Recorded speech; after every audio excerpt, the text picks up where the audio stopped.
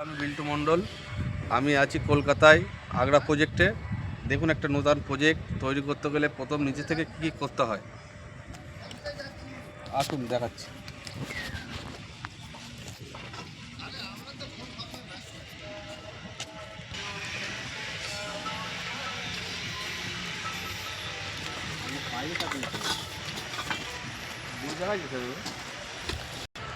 এই হচ্ছে আমাদের সেই সাইট।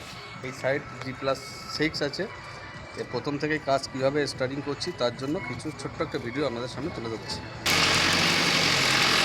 দেখতে পাচ্ছেন বন্ধুরা, প্রায় কাটিংয়ের শেষ পর্যায়ে চলে এসেছি। আর কাটিংয়ের পরে আমরা পেয়েছি পাইল। এটা 3 বিপি আছে, একটা বিপি দেখা যাচ্ছে না, যাই হোক এখনও কাটিং কমপ্লিট হয়নি। এই পাইলটা এখন হাম্বার ছেড়ে দিয়ে ভাঙতে হবে। ভাঙার পরে এই পজিশানে আমাদের পিসি করতে কাট আপ লেভেল আছে, লেভেল অনুযায়ী আমাদেরকে পিসি করতে হবে। করার পরে দেখতে পাচ্ছেন রড বেরিয়েছে, দেখতে পাচ্ছেন রড বেরোনোর পরে দেখুন যে রডগুলো আমরা পাচ্ছি না প্রপারলি, আমাদের একটা মাপ আছে, যে রডটা আমরা পাচ্ছি না তার জন্য আমরা পুনরায় ওয়েল্ডিং করে পাইলের রডটাকে ওয়েল্ডিং করে আমরা পুনরায় কাজটা চালানোর জন্য অগ্রসর হয়েছে। এই হচ্ছে পিসিসি করেছি, দেখুন এটা 1 বিপি পিসিসি করেছি। চলুন সামনে গিয়ে দেখাচ্ছি, আরও স্টেপ আছে।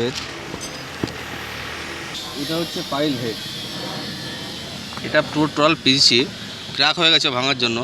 যাই হোক, এটা হচ্ছে ফর্মা বলা হয় একে।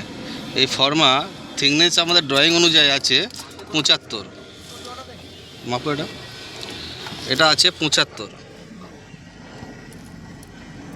দেখতে পাচ্ছেন। এবার এর পরের স্টেপটা হচ্ছে এটাকে কাস্টিং করা হবে। কাস্টিং করার পরে এটাকে ডিশাটারিং করা হবে।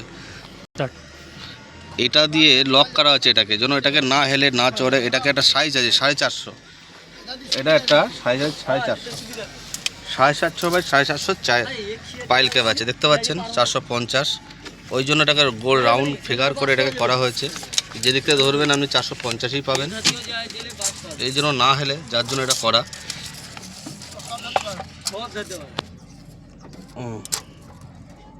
450 আছে, ঠিক আছে।